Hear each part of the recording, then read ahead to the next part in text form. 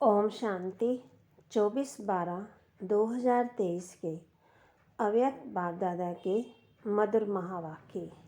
Revise course 3/4/97। पुराने संस्कारों को ख़त्म कर अपने निजी संस्कार धारण करने वाले एवर रेडी बनो। बाबा कहे, पुराने संस्कारों को ख़त्म कर अपने निजी संस्कार धारण करने वाले एवर रेडी बनो। आज बाप दादा अपने चारों ओर से विश्व के बाप के लव में लवलीन और लकी बच्चों को देख रहे हैं। हर एक बच्चे के भाग्य पर बाप को भी नाज है कि मेरे बच्चे वर्तमान समय इतने महान हैं, जो सारे कल्प में, चाहे देवता स्वरूप में, चाहे धर्म नेताओं के रूप में, चाहे महात्माओं के रूप में, चाहे पद्मपति आत्माओं के रूप में, किसी का भी इतना भाग्य नहीं है जितना आप ब्राह्मणों का भाग्य है। तो अपने ऐसे श्रेष्ठ भाग्य को सदा स्मृति में रखते हो, सदा ये अनहद गीत मन में गाते रहते हो कि वाह भाग्य विधाता बाप और वाह मुझ श्रेष्ठ आत्मा का भाग्य। ये भाग्य का गीत सदा ऑटोमेटिकली बजता रहता है। बाप बच्चों को देख देख सदा हर्षित होते हैं, बच्चे भी हर्षित होते हैं, लेकिन कभी कभी बीच में अपने भाग्य को इमर्ज करने की बजाय मर्ज कर देते हैं।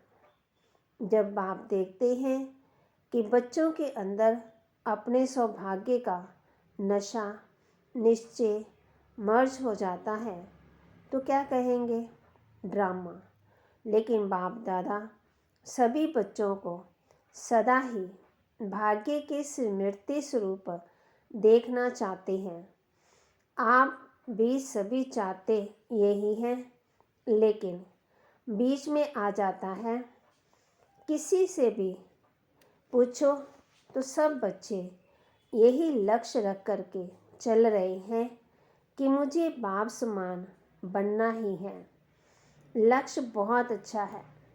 जब लक्ष्य श्रेष्ठ है, बहुत अच्छा है, फिर इमर्ज रूप कभी मर्ज रूप क्यों? कारण क्या है? बाप दादा से इतने अच्छे अच्छे वायदे भी करते हैं, रूहान भी करते हैं, फिर भी लक्ष्य और लक्षण में अंतर क्यों? तो बाप दादा ने रिजल्ट में देखा कि कारण क्या है। वैसे तो आप सब जानते हैं, नई बात नहीं है, फिर भी बाप दादा रिवाइज करवाते हैं। बाप दादा ने देखा 3 बातें हैं। एक है सोचना, संकल्प करना, दूसरा है बोलना, वर्णन करना, और तीसरा है कर्म में, प्रैक्टिकल अनुभव में और चलन में लाना। कर्म में लाना तो तीनों का समान बैलेंस कम है।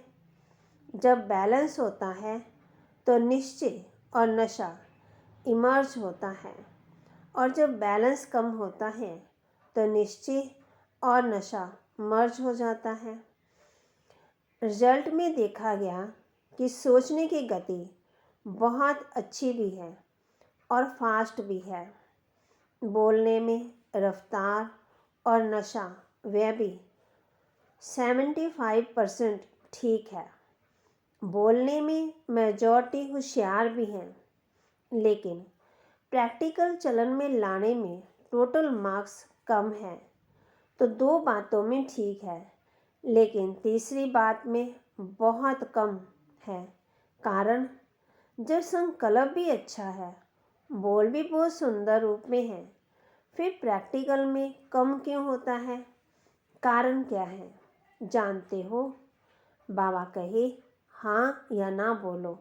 जानते बहुत अच्छा है।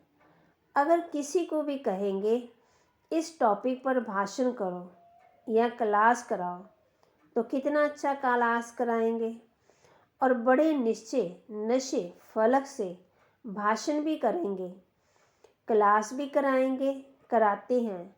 बाप दादा सबके क्लासेस सुनते हैं, क्या क्या बोलते हैं, मुस्कुराते रहते हैं। वाह बच्चे वाह। मूल बात है, बाप दादा ने पहले भी सुनाया, ये रिवाइज कोर्स चल रहा है। तो बाप कहते हैं कि कारण एक ही है, ज़्यादा भी नहीं है, एक ही कारण है।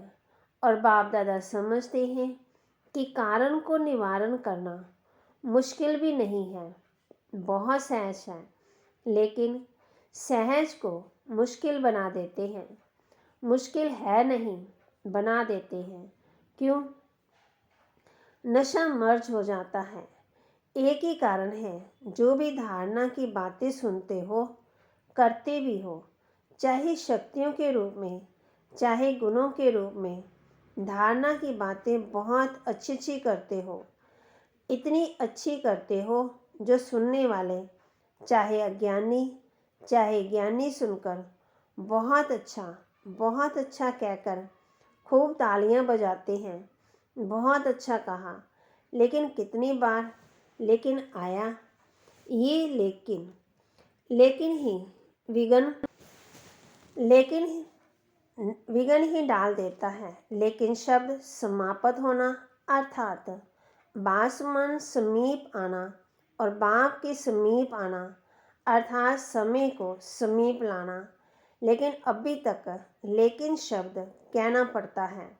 बाप को अच्छा नहीं लगता, लेकिन कहना ही पड़ता है। तो कारण क्या है? जो भी कहते हो, धारणा भी करते हो, धारणा के रूप से धारण करते हो, और वे धारणा किसके थोड़े समय, किसकी ज़्यादा समय भी चलती है, लेकिन धारणा प्रैक्टिकल में सदा बढ़ती चले। उसके लिए यही मुख्य बात है कि जैसे द्वापर से लेकर अंतिम जन्म तक जो भी अवगुण व कमजोरियां हैं, उसकी धारणा संस्कार रूप में बन गई है। और संस्कार बनने के कारण मेहनत नहीं करना पड़ता। छोड़ना भी चाहते हैं, अच्छा नहीं लगता है, फिर भी कहते हैं क्या करें, मेरा संस्कार ऐसा है, आप बुरा नहीं मानना, मेरा संस्कार ऐसा है। संस्कार बना कैसे? बाबा कहे, बनाया तभी तो बना ना। तो जब द्वापर से ये उल्टे संस्कार बन गए, जिससे आप समय पर मजबूर भी होते हो, फिर भी कहते हो क्या करें, संस्कार है। तो संस्कार सहज ना चाहते हुए भी प्रैक्टिकल में आ जाते हैं ना। किसी को क्रोध आ जाता, थोड़े समय के बाद कहते हैं आप बुरा नहीं मानना, मेरा संस्कार है। क्रोध को संस्कार बनाया, अवगुण को संस्कार बनाया, और गुणों को संस्कार क्यों नहीं बनाया? जैसे क्रोध अज्ञान की शक्ति है, और ज्ञान की शक्ति शांति है, सहन शक्ति है। तो अज्ञान की शक्ति क्रोध तो बहुत अच्छी तरह से संस्कार बना लिया, और यूज़ भी करते रहते हो, फिर माफ़ी भी ले लेते हो। माफ़ कर देना आगे से नहीं होगा, और आगे और ज़्यादा होता है। कारण क्योंकि संस्कार बना दिया है। तो बाप दादा एक बात बच्चों को बार बार सुनाते हैं कि अभी हर गुण को, हर ज्ञान की बात को संस्कार रूप में बनाओ। बाबा कहे, ब्राह्मण आत्माओं के निजी संस्कार कौन से हैं? क्रोध या सहन शक्ति? कौन सा? सहन शक्ति, शांति की शक्ति ये है। तो अवगुणों को तो सहज ही संस्कार बना दिया, कूड़ कूड़ कर अंदर डाल दिया, जो ना चाहते भी निकलता रहता है। ऐसे हर गुण के अंदर कूड़ कूड़ कर संस्कार बनाओ। मेरा निजी संस्कार कौन सा है, ये सदा याद रखो। वह तो रावण की जायदाद संस्कार बना दिया, पराये माल को अपना बना लिया। अब बाप के खजाने को अपना बनाओ। रावण की चीज को संभाल कर रखा है और बाप की चीज को गुम कर देते हो, क्यों? रावण से प्यार है, रावण अच्छा लगता है या बाप अच्छा लगता है? बाबा पूछते, कहेंगे तो सभी बाप अच्छा लगता है, यही मन से कह रहे हो ना। लेकिन जो अच्छा लगता है उसकी बात निश्चय की शहाई से दिल में समा जाती है। जब कोई रावण के संस्कार के वश होते हैं और फिर भी कहते रहते हैं, बाबा आपसे मेरा बहुत प्यार है, बहुत प्यार है। बाप पूछते हैं, कितना प्यार है? तो कहते हैं, आकाश से भी ज़्यादा। बाप सुनकर खुश भी होते हैं। तो कितने भोले बच्चे हैं। फिर भी बाप कहते हैं, बाप का सभी बच्चों से वायदा है कि दिल से अगर एक बार भी मेरा बाबा बोल दिया, फिर भले बीच बीच में भूल जाते हो, लेकिन एक बार भी दिल से बोला मेरा बाबा, तो बाप भी कहते हैं, जो भी हो जैसे भी हो मेरे ही हो, ले तो जाना ही है। सिर्फ बाप चाहते हैं कि बराती बनकर नहीं चलना, सजनी बनकर चलना। सुनकर के तो सभी बहुत खुश हो रहे हैं, अपने ऊपर हंसी भी आ रही है। तो बाबा कहे, अभी सुनने के समय अपने ऊपर हंसते हो ना, अपने ऊपर हंसी आती है, और जब जोश करते हो तब लाल पीले हो जाते हो। लेकिन बाप ने रिजल्ट में देखा कि बच्चों में एक विशेषता बहुत अच्छी है। कौन सी? पवित्रता में रहना। इसके लिए कितना भी सहन करना पड़ा है, कितने भी लड़ाई झगड़े हुए। बाप कहते, लेकिन इस बात में 75% अच्छे हैं। कोई कोई बाप कहते गपोड़ा भी लगाते, गप भी मारते, लेकिन फिर भी 75% ने इस बात में पास होकर दिखलाया है। अब उसके बाद दूसरा सब्जेक्ट कौन सा आता है? क्रोध। देह भान तो टोटल है ही, लेकिन देखा गया है कि क्रोध की सब्जेक्ट में बहुत कम पास हैं। ऐसे समझते हैं कि शायद क्रोध कोई विकार नहीं है। बाप कहते, ये शास्त्र विकार नहीं, लेकिन क्रोध ज्ञानी तो आत्मा के लिए महाशत्रु है, क्योंकि क्रोध अनेक आत्माओं के संबंध संपर्क में आने से प्रसिद्ध हो जाता है। और क्रोध को देख करके बाप के नाम के बहुत ग्लानि होती है। कहने वाले यही कहते हैं, देख लिया ज्ञानी तो आत्मा बच्चों को। क्रोध के बहुत रूप हैं। एक तो महान रूप आप अच्छी तरह से जानते हो, विदाई देता है, ये क्रोध कर रहा है। दूसरा, क्रोध का सूक्ष्म स्वरूप अंदर में ईर्ष्या, द्वेष, घृणा, नफरत, इस रूप से जोर से बोलना या बाहर से कोई रूप नहीं दिखाई देता है। लेकिन जैसे बाहर क्रोध होता है तो क्रोध अग्नि रूप है ना, वह अंदर खुद भी जलता रहता है और दूसरे को भी जलाता। ऐसे ईर्ष्या, द्वेष, घृणा ये जिसमें है ना, वह इस अग्नि में अंदर ही अंदर जलता रहता है, बाहर से लाल पीला नहीं होता। लाल पीला फिर भी ठीक है, लेकिन वह काला होता। कितना क्रोध की चतुराई का रूप भी है। वह क्या है? कहने में समझने में ऐसे समझते हैं, वह कहते हैं कि कहाँ कहाँ सीरियस होना ही पड़ता है, कहाँ कहाँ ला उठाना ही पड़ता है कल्याण के लिए। अभी कल्याण या नहीं, वह अपने से पूछो। बाप दादा ने किसी को भी अपने हाथ में ला मना कानून उठाने की छुट्टी नहीं दी। बाबा कहे, क्या कोई मुरली में कहा है कि भले ला उठाओ, क्रोध नहीं करो? ला उठाने वाले के अंदर का रूप वही क्रोध का अंश होता है। जो निम्न आत्मा है वह भी ला उठाते नहीं है, लेकिन उनको ला रिवाइज करवाना पड़ता है। ला कोई भी नहीं उठा सकता, लेकिन नियमित है तो बाप द्वारा बनाए हुए लॉ को रिवाइज करना पड़ता है। नियमित बनने वालों को इतनी छुट्टी है, सबको नहीं है। आज बाप दादा थोड़ा ऑफिशियल शिक्षा दे रहे हैं, प्यार से उठाना, क्योंकि बाप दादा बच्चों के लिखे हुए किए हुए वायदे देखकर सुनकर मुस्कुराते रहते हैं। अभी बाप दादा ने जो सुनाया कि हर गुण को निजी संस्कार बनाओ, अंडरलाइन किया, तो अभी ये कहना कि शांत स्वरूप में रहना, सहन शक्ति बनना, सहनशील बनना, ये तो मेरा संस्कार बन गया है। फिर बाप दादा जब मिलन मनाने आए तो इसे अपना निजी संस्कार बनाकर बाप दादा के आगे इन 5-6 मास में दिखाना चाहिए। इसलिए आज रिजल्ट सुना रहे हैं। क्रोध की रिपोर्ट बहुत आती है, छोटा बड़ा भिन्न भिन्न रूप से क्रोध करते हैं। अभी बाप दादा ज़्यादा नहीं खोलते, लेकिन कहानियाँ बहुत मज़े की है।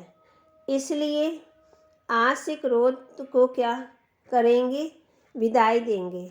सभी ने ताली बजाई। देखो, ताली बजाना बहुत सहज है, लेकिन क्रोध की ताली नहीं बजे। बाप दादा अभी ये बार बार सुनना नहीं चाहते, फिर भी रहम पड़ता है तो सुन लेते हैं। तो अब ये नहीं कहना कि बाबा वायदा तो किया लेकिन फिर आ गया, क्या करें, चाहते नहीं है, आ जाता है। आप ही माया को समझा दो, क्रोध को समझा दो। ये पुरुषार्थ भी बाप करे और प्रारब्ध बच्चे लेंगे। ये भी मेहनत बाप करे, तो ऐसा वायदा नहीं करना। बाबा कहे जो फिर 5 महीने के बाद रिजल्ट देखें, भले आप बताओ नहीं बताओ, बाप के पास तो पहुंचती है। ऐसी रिजल्ट ना हो, क्या करें, हो जाता है, सरकमस्टांस ही ऐसे हैं, आते हैं। बात बहुत बड़ी हो गई ना। बाप को भी समझाने की कोशिश करते हैं, बड़े होशियार हैं। कहते हैं बाबा छोटी मोटी बातें हम पार कर लेते हैं। ये बात ही बड़ी थी ना। अभी दोष किस पर रखा, बात पर। और बात क्या करती है, आई और गई। 5000 वर्ष के बाद फिर बात आएगी। जो 5000 वर्ष के बाद बात आनी है उस पर दोष रख देते हैं। ऐसे नहीं करना। क्या करूं, ये संकल्प में भी नहीं लाना। बाप दादा क्रोध के लिए क्यों विशेष कह रहा है, क्योंकि अगर क्रोध को आपने बधाई दे दी तो इसमें लोभ इच्छा सब आ जाता है। लोभ फिर पैसे और खाने का नहीं होता, भिन्न भिन्न प्रकार के, चाहे ज्ञान की चाहे अज्ञान की, कोई भी इच्छा, ये भी लोभ है। तो क्रोध को खत्म करने से लोभ खत्म हो जाएगा, अहंकार भी खत्म हो जाएगा। अभिमान आता है, मैं बड़ा हूँ, मैं समझदार हूँ, मैं जानता हूँ, ये क्या अपने को समझते हैं। तब क्रोध आता है। तो अभिमान और लोभ ये भी साथ साथ विदाई लेंगे। इसलिए बाप दादा विशेष लोभ के लिए ना कह करके क्रोध को अंडरलाइन करा रहा है। तो संस्कार बनाएंगे ना। अभी सब हाथ उठाओ और सबका फोटो निकालो। सबने हाथ उठाया। अभी थोड़ी सी मुबारक देते हैं, बहुत नहीं। और जब फिर से रिजल्ट देखेंगे, फिर वतन में देवताएं भी, स्वर्ग के देवताएं भी आपके ऊपर वाह वाह के पुष्प गिराएंगे। आज से हर एक अपने में देखे, दूसरों को नहीं देखना है। दूसरों की ये बातें देखने के लिए मन की आंख बंद करना। ये आंखें तो बंद कर नहीं सकते ना, लेकिन मन की आंख बंद करना दूसरा करता या तीसरा करता, मुझे नहीं देखना है। बाप इतना भी फोर्स देकर कहते हैं, बिरला महारथी भी कोई ऐसी कमजोरी करे तो भी देखने के लिए और सुनने के लिए मन को अंतर्मुखी बनाना। हंसी की बात सुनाए। बाप दादा आज थोड़ा स्पष्ट सुना रहे हैं, बुरा तो नहीं लगता। अच्छा, एक और भी स्पष्ट बात सुनाते हैं। बाप दादा ने देखा है कि मेजॉरिटी समय प्रति समय सदा नहीं, कभी कभी महारथियों की विशेषता को कम देखते और कमजोरी को बहुत गहराई से देखते हैं और फॉलो करते हैं। एक दूसरे वर्णन भी करते कि क्या है, सबको देख लिया, महारथी भी करते हैं, हम भी करते हैं, तो हम पीछे आए हैं। अभी महारथी जब बदलेंगे ना तो हम भी बदल जाएंगे। लेकिन महारथियों की तपस्या, महारथियों के बहुत काल का पुरुषार्थ उनको एडिशन मार्क्स दिलाकर बाप कहते पास विद आनर कर लेती है। आप इसी इंतजार में रहेंगे कि महारथी बदलेंगे तो हम बदलेंगे, तो धोखा खा लेंगे। इसलिए मन को अंतर्मुखी बनाओ, समझा? ये भी बाप दादा बहुत सुनते हैं, देख लिया देख लिया। हमारी भी तो आंखें हैं ना, हमारे भी तो कान है ना, हम भी बहुत सुनते हैं। लेकिन महारथियों से इस बात में रीस नहीं करना। अच्छाई की रेस करो, बुराई की रेस नहीं करो, नहीं तो धोखा खा लेंगे। बाप को तरस पड़ता है, क्योंकि महारथियों का फाउंडेशन निश्चय, अटूट, अचल। उसकी दुआएं एक्स्ट्रा महारथियों को मिलती है। इसलिए कभी भी मन की आंख को इस बात के लिए नहीं खोलना, बंद रखो। सुनने की बजाय मन को अंतर्मुखी रखो, समझा? चारों ओर की सर्व बाप दादा के लवलीन आत्माएं, सर्व बाप के सेवाधारी आत्माएं, सहज पुरुषार्थ को अपनाने वाली श्रेष्ठ आत्माएं, सदा बाप समान बनने के लक्ष्य और लक्षण को समान बनाने वाली बाप की समीप आत्माओं को बाप दादा का बहुत बहुत याद, प्यार और नमस्ते। रूहानी बच्चों की रूहानी बाप दादा को दिलवा जान सिकवा प्रेम से नमस्ते। वरदान: सबको अमर ज्ञान दे, अकाले मृत्यु के भय से छुड़ाने वाले शक्तिशाली सेवाधारी भव। सबको अमर ज्ञान दे, अकाले मृत्यु के भय से छुड़ाने वाले शक्तिशाली सेवाधारी भव। दुनिया में आजकल अकाले मृत्यु का भी डर है। डर से खा भी रहे हैं, चल भी रहे हैं, सो भी रहे हैं। ऐसी आत्माओं को खुशी की बात सुनाकर भय से छुड़ाओ। उन्हें खुशखबरी सुनाओ कि हम आपको 21 जन्मों के लिए अकाले मृत्यु से बचा सकते हैं। हर आत्मा को अमर ज्ञान दे, अमर बनाओ, जिससे वह जन्म जन्म के लिए अकाले मृत्यु से बच जाए। ऐसे अपने शांति और सुख के वाइब्रेशन से लोगों को सुख चैन की अनुभूति कराने वाले शक्तिशाली सेवाधारी बनो। स्लोगन: याद और सेवा का बैलेंस रखने से ही सबकी दुआएं मिलती हैं। याद और सेवा का बैलेंस रखने से ही सबकी दुआएं मिलती है। ओम शांति।